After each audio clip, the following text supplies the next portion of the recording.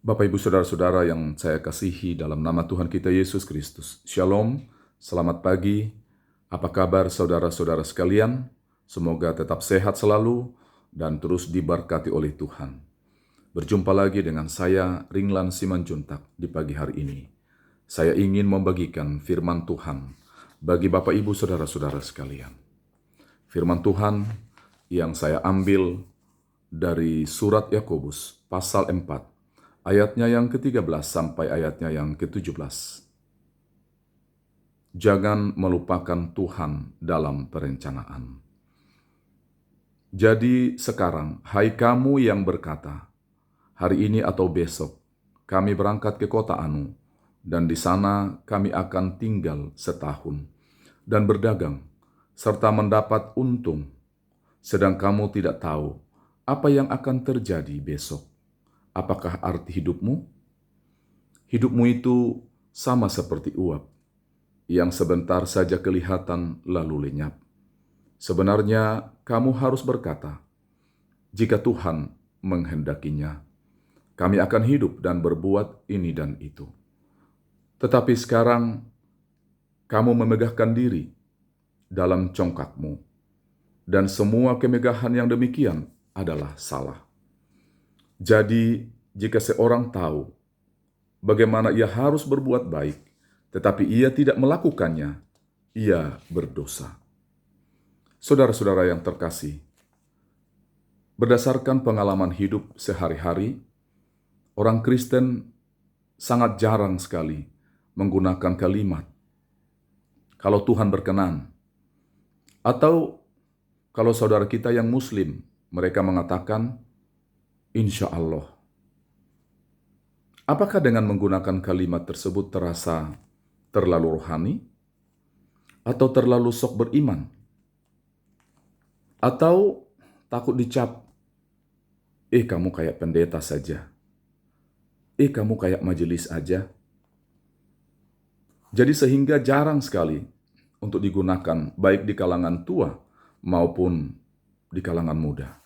Saudara yang terkasih, melalui pembacaan firman Tuhan, di pagi hari ini, Yakobus mengangkat perikop pembacaan firman ini dengan tujuan agar orang-orang percaya dalam merencanakan sesuatu, misalnya hendak bepergian atau merencanakan sesuatu untuk masa depan anak-anak maupun keluarga. Apa yang menyebabkan bahwa orang percaya harus melibatkan Tuhan dalam perencanaan? Karena saudara dan saya adalah manusia fana.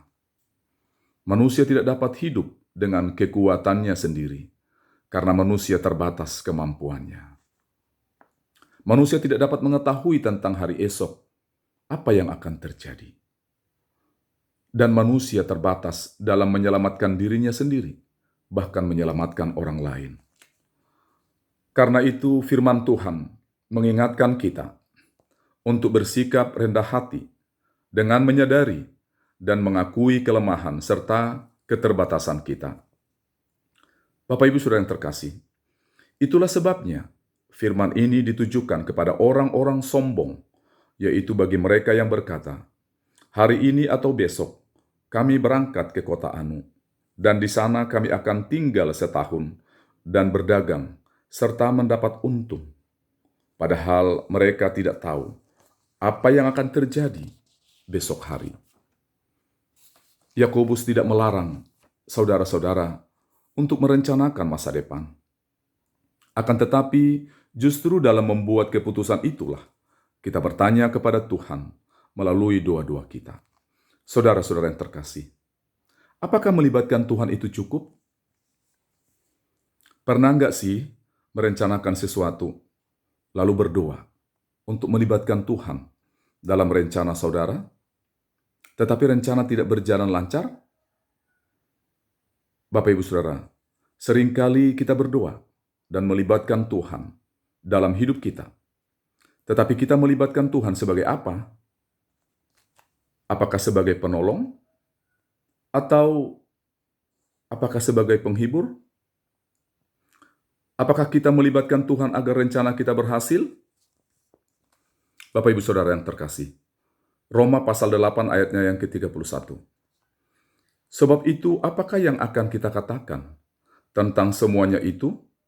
Jika Allah ada di pihak kita, siapakah yang akan melawan kita?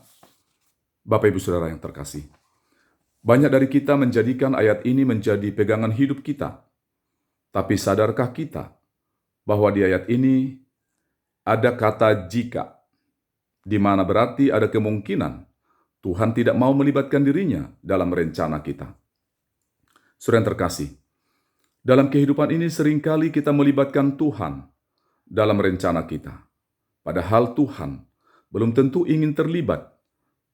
Dan jangan salahkan Tuhan jika rencana kita tidak berhasil.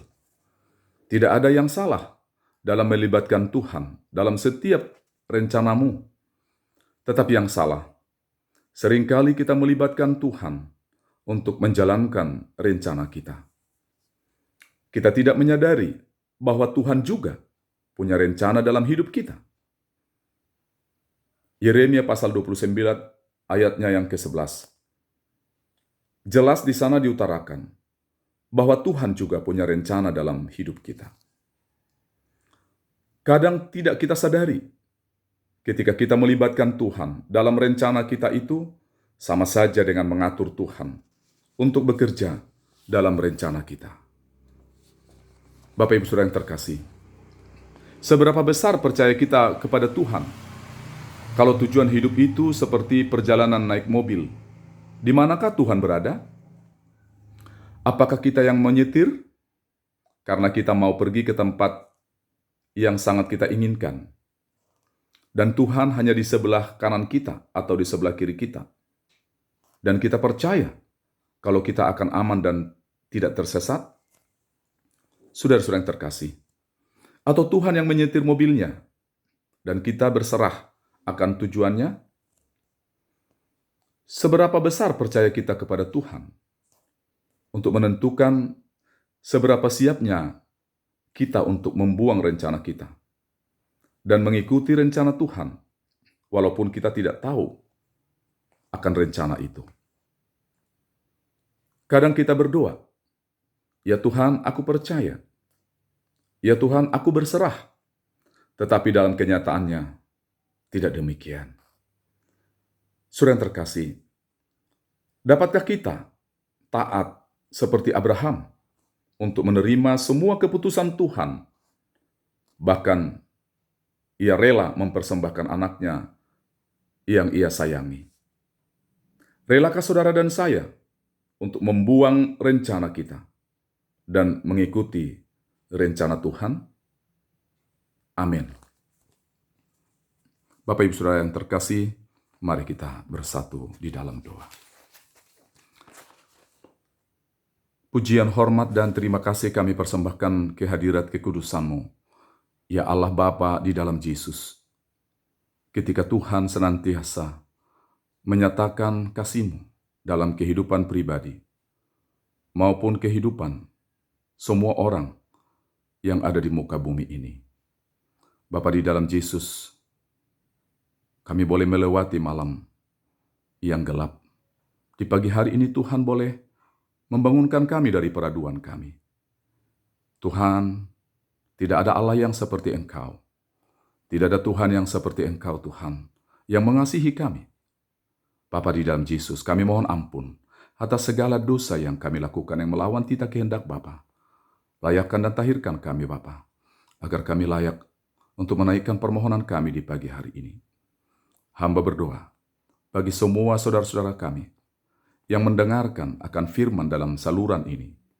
Biarlah Tuhan Engkau senantiasa membuka hati dan pikiran mereka, agar setiap orang yang mendengarkan firman ini, mereka pun dimampukan untuk menjadi pelaku-pelaku firman yang setia. Hamba berdoa bagi orang-orang yang sakit, bagi orang-orang yang mengalami pergumulan, bagi orang-orang yang mengalami kesulitan di dalam hidupnya, orang-orang yang berputus asa, orang-orang yang hilang pengharapan. Biarlah Tuhan Engkau ada bagi mereka, untuk menuntun mereka, untuk memberikan jalan keluar di dalam seluruh kesulitan yang mereka hadapi. Bapa, di dalam Yesus, hamba berdoa bagi banyak orang yang mengalami berbagai macam kesulitan di dalam pekerjaan, bahkan masa depan mereka, akibat kondisi yang terjadi di saat ini. Biarlah Tuhan Engkau senantiasa memberikan kemurahan-Mu bagi mereka, agar mereka mendapatkan pekerjaan, mendapatkan apa yang mereka inginkan, apa yang mereka cita-citakan untuk membangun kehidupan masa depan mereka. Hamba berdoa bagi semua anak-anak kami. Tuhan memberkati seluruh pendidikan anak-anak kami, bahkan seluruh harapan dan cita-cita anak-anak kami. Kami berdoa bagi suami maupun istri. Kami berdoa bagi orang-orang tua kami, bahkan orang-orang yang kami kasihi, saudara-saudara kami, yang tidak dapat kami sebutkan satu persatu. Bapa, di dalam Yesus, biarlah Engkau memberkati mereka. Engkau menuntun langkah kehidupan mereka. Bapa, biarlah kami boleh berjalan di hari ini dalam terang Kristus. Biarlah Tuhan Engkau menjaga kami. Jauhkan kami dari segala rupa-rupa sakit, penyakit, mara bahaya sampai dengan maut. Bapa, firman-Mu yang boleh kami dengarkan, jadikan kami menjadi pelaku-pelaku firman yang setia di sepanjang hari-hari hidup kami. Bila Tuhan kami boleh berkarya di hari ini, dalam tuntunan tangan kasih Allah Bapa. Ampuni atas segala dosa dan kesalahan kami. Lalu di dalam nama Yesus Kristus kami berdoa dan mengucap syukur kepada Allah Bapa di dalam surga. Dan dengan kerendahan hati, hamba mohon jaminan berkat-Mu. Kasih karunia dan damai sejahtera dari Allah Bapa, dari Tuhan kita Yesus Kristus, serta di dalam pimpinan kuasa Roh Allah yang kudus, akan tetap tinggal menjaga, melindungi, memberkati kami sekalian. Memberkati saudara-saudara kami yang mendengarkan firman lewat channel YouTube di saat ini. Dari saat ini kekal sampai selama-lamanya. Amin. Bapak Ibu Saudara yang terkasih, demikianlah firman Tuhan yang dapat saya sampaikan bagi Bapak Ibu sekalian. Tetap semangat, tetap berkarya. Tuhan Yesus memberkati saudara-saudara.